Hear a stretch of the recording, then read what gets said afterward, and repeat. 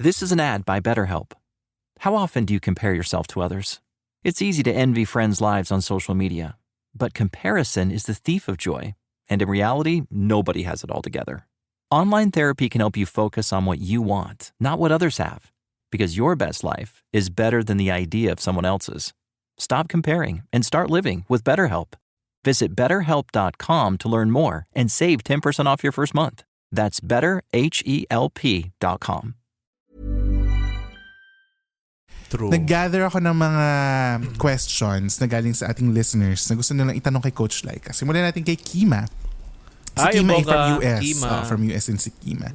Sabi niya, since I'm a full-time mom for now, paano kapag babalik na ako sa workforce? Paano ko masasagot sa interview kung bakit di ako nag-work for a while?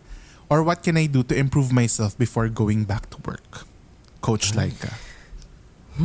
Okay, so I think may common misconception kasi yan na pag nag-stop ka or may gap sa resume mo, instant na no na agad.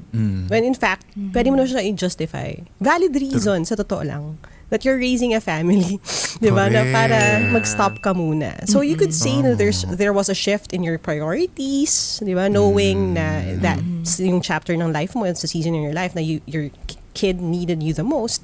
True. So your dream had to take a back seat. No problem with that kasi upfront ka naman doon. You have to understand din na may may anecdote nito na parang may nag-apply for work. Tapos sabi niya project manager siya. And then dinetail niya yung budgeting, ganyan, troubleshooting. Tapos and then ano to, anecdote lang ha, wag niyo sabing gayahin niyo. Pero think about it. Pero tas yung interviewer asked na parang saang company to. And then she said, kasi I'm a mom. That's what I do every day. Nagbabudget ako, nagbabalance ako ng books, nagta-troubleshoot ako ng lahat. Project manager ako sa bahay ko. So again, the skills are still there. Ninuhon mo pa siya, minamaster mo pa siya. May child development ka pa ngayon kasi meron kang anak. So again, it's meant to open doors of opportunity for you. Now the other question, yung about sa anong pwedeng gawin, may mga skills naman na pwedeng i-learn habang nandyan ka sa sitwasyon na yun. So kunyari, sa bahay, pwede kang enroll sa certificate courses, di ba? Marami namang free. Online. Ang Harvard meron online, di ba? Maraming online options. Yes, UP. Ang OU naman, Open University, bahala kung anong oras Kahit gusto mo 3 a.m., pwede rin. So these things, you could also think about as options. Or build up a skill nang ikaw lang mag-isa. Any other skill, crafting, arts. Gusto mo welding, bakit hindi, 'di ba? Yung kung ano yung pwede mong gawin habang natutulog ang bata. YouTube University, 'di ba? Yes, naming Ay, talaga? Meron. Oo, yeah. Hindi. Ito naman si Mike. Search bar is your friend. The search bar is your friend. Paniwalain ka talaga. Wala pa naman. Wala pa. Pero I mean, sa YouTube, ang daming DIY stuff, 'di ba? Na pwede mong i-try, pwede mong aralin. So, why not? Okay. Ganda. So, makita yung uniform ng YouTube University. Sumobra naman ang pagka-funny mo. Meron yata ako dyan. Funny walain. Anong advice naman yung mabibigay sa aging millennials or Gen Xers who may have been doing their jobs for a long time to find that spark again? Or how to recreate that spark for yourself when you've been doing your job for 20 plus years? Your job is challenging, it's fun, you like it, but you've been doing it for so long. It's the same old, just a different employer. Galing naman to kay Frank. Isa rin ka-okra. So, siya may fun naman siya. Masaya naman siya. Pero sometimes, iba hindi mo may iwasan na, okay, 20 years and then what? Diba? Parang ganun. So, how do you recreate a spark? Ang sa akin, two things kasi you either look internally or palabas. So, kung sa loob ng trabaho, again, doon na papasok yung meron bang look around, may mga pwede bang i-mentor dyan. Ewan ko sa akin kasi huge deal sa akin yun. Yung parang meron akong pwedeng i-train, pwede akong i-mentor, pwede akong maging positive influence sa kanya. And then sometimes, ang nangyayari, di ba, imbis na tinuturuan mo lang sila ng hard skills, pati soft skills, mina-mentor mo sila, nilalabas mo sila, or in-encourage mo sila, nagiging dagdag motivation siya for you to keep showing up. For you to be an example. So, nabubuhayan ka uli. Kasi ngayon, hindi ka na lang basta employee, parang ate or kuya ka rin sa work. So, that could be one thing.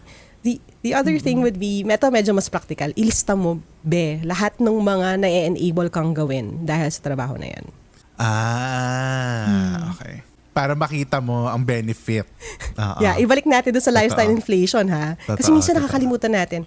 Meron akong episode sa Trying Hard yung our worst our worst ability as humans is adaptability natin. Yung pag-adapt natin sa certain situations. Kasi we adapt sa bad situations, we also adapt sa good situations. So much so that we forget kung saan tayo nanggaling. Or we forget to appreciate then some of the things that we have. Hindi to positive, overly positivity. Ang point ko lang is, sometimes we get used to, like, some of the parang human pleasures that we already have.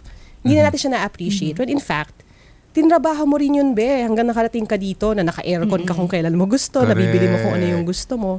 Tapos when you start to revisit that, the things that enable you, parang your work enables you to do these things, you start appreciating your work more. So ano ba to? Magbigay sa magulang, di ba? Provide ng pangangailangan, makabili ng kung anong gusto. Or get a hobby, di ba? I-fund mo ang Lego bisyo mo. Yan, collections mo. Totoo. Diyan na mapapasok ulit yung heal your inner child. Kung ano mga hindi mo kayang i-afford noon, bilhin mo lahat ngayon with your resources, di ba? Kasi dyan naman nagli-lead ngayon yung kay Helena Marie at kay Jean. Sabi niya, do you agree, Coach, that now 30 is the new 20?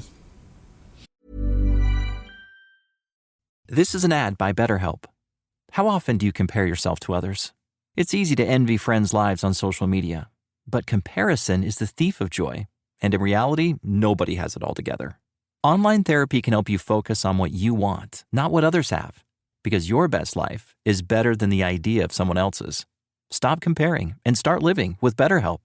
Visit BetterHelp.com to learn more and save 10% off your first month. That's BetterHelp.com. Ever Googled your own name?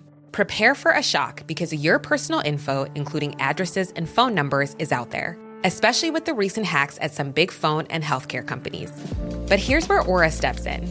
Aura scans the dark web for your sensitive information and sends real-time alerts. Aura also actively requests that your information be removed from data broker sites, putting you back in control. Aura provides you with a complete online safety toolkit, credit and transaction monitoring, a secure password manager, a privacy-enhancing VPN, and more. Try Aura risk-free with a 14-day trial at aura.com/safety. That's AURA.com/safety. Rest easy with Aura. Visit AURA.com/safety today. Yeah. 30 is the new 20. Talaga? First time ko narinig to. Kasi nga, ang sinasabi sa kanila, narinig ko lang life begins at 40. Hindi ko alam yung 30 is the new 20. Relatively new yan. And actually, I read that sa isang article talking about marriage and relationships. Okay. Kasi nga daw, tumaas na kasi, if familiar kayo with that, parang yung kahit sa Pilipinas, yung average age ng marriage, di ba tumataas na siya? Yeah. Parang every year yata by 1. So 27 dati, 28 na ngayon. Baka sa susunod, 35 na yan, di ba? Pero, totoo. Kasi yung 30s nga natin, dahil na rin siguro sa, number one, kung isasama natin yung mga Gen Z, kasi nag-senior high sila eh. Like, aminin natin, Correct. ilang taon lang sila ilang taon na sila when they hit the workforce. So, yung mga kakayahan, kumbaga, ng 20s na dun. Yung mga 30s din, kasi may bawi din, kung masipag kang estudyante. True. Aminin natin, di ba? Ako nga, ngayon lang ako bumibili laruan eh. Ngayon lang ako bumibili ng Jordan. Ngayon lang ako nagpakulay ng buhok, di ba? May vengeance. May vengeance, tayo sa sarili, di ba? Yes, saka move out na, di ba? Pwede na gawin yung mga certain things. So, I kind of agree with that. Lalo na when it comes to yung pleasures in life. Yeah. And sa totoo lang kasi nga, with the limited resources ng mundo ngayon, yung mga sweldo nung 20s ka, hindi mo naman din talaga magagawa yung mga nagagawa mo ngayon. Tama. It makes sense kasi generational shift din. Kaya ganun. Coach, paano ba mag-celebrate ng achievement sa buhay nang masaya ka knowing na may family member kang hindi naman kasama at hindi na na-witness yung achievement mo na yun? Okay. Medyo personal. Emotional and sentimental. Yeah. Kasi nandiyan yung lola ko eh. I have my lola's urn kasi yun when I moved out, yun lang na-request ko. Yep. Ganun actually yung feeling ko, medyo fresh sa akin kasi I lost my lola during the pandemic and she was my number one supporter, cheerleader. Malungkot sa totoo lang when you realize na hindi na nakita to. May The Script na song dito, di ba? Na about this. Ano to? If You Could See Me Now. If You Could See Me Now, ang title. Okay. Like, i-play mo yun, be, tapos mag-shower ka, tapos tapos mag-walling ka doon. Kasi ginagawa ko. Yun ang payo. Ay, gusto ko yun. May Maybe you butt could see me exposure. now. May butt Butt exposure. exposure.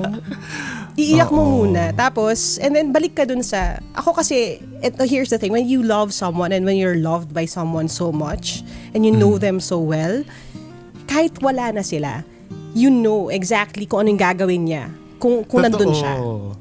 Agree. As in, nung ako, kaya for example, basa ako ng Let, kahit wala na ang lola ko, pero alam ko kung nandun siya. Yung kissing hot, alam niyo ba yun? Yung yes. kiss ng lola na may may ganon. May sinisimot. Kahit wala na siya, parang sa akin, nararamdaman ko pa rin siya na yun ang gagawin niya sa akin. So, hindi ko nakita yung reaksyon niya. Pero I know in my heart ko na yung magiging reaksyon niya. And then you become happy with that. So, I better believe na nakikita ka niya talaga. Kasi diba, depende na yan sa belief mo about the afterlife or hindi. Correct.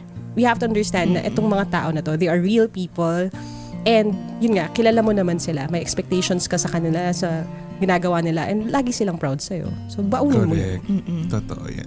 Alam mo, nakaka-relate ako. Kasi nung nag-move ako dito sa New Zealand, hindi ako yung tipong tao na hindi nakakaalala ng dreams. Pero yung first dream na naalala ko nandito ako, yung lola ko talking to me. Tapos tinatanong niya ako, oo, totoo, tinatanong. And it Baka kind of taga felt New so Zealand real. talaga siya, Jed. Hindi. Baka taga New Zealand talaga siya. alam mo yung panaginip na parang totoo mangyari siya. Ganun talaga yung pakiramdam niya. Tapos parang, alam mo, tinatanong niya ako kung kamusta ako, ganyan-ganyan. Na ang saya-saya na daw, na nandito ko, na tinry ko, ganyan. As in, ganun yung conversation namin sa dream ko. Kaya parang sabi ko, okay, this could be something na hindi ko talaga na-experience before. Tapos ngayon, alam ko, kaya simula na parang sabi ko, okay, mukhang tama yung decision ko kasi okay yung lola ko, parang gano'n. Oo, may gano'n. So, matagal na pala siya nandyan. Ngayon mo lang pumunta. Hinihintay pala ako dito. But anyway. Bilang Pacific Islanders tayo. Oo, correct. Pumunta na dun. Ang ganda ng mga advice ni Coach. So sana yung mga ka-okrang seek ng advice from Coach Lyqa na naliwanagan kayo ng slight. Alam mo, kahit hindi naman natin problema yon, parang ang dami natin natutunan. Kahit diba? Hindi naman yun yung pinagdadaanan natin, pero parang game pa rin. What do you do with your old tech? Throw it in the trash? Drop it in the junk drawer? Why not turn it into cash? With Trade-In from Back Market, you can get paid for your old smartphone, laptop, or tablet. Just visit backmarket.com or download our app. You'll get an offer in as little as 2 minutes. Ship your old device to us for free and get your cash within 5 days. So next time you need to upgrade your tech or clean out those drawers, make some money with Trade-In from backmarket.com. And while you're there, save up to 70% versus new on your next verified refurbished device.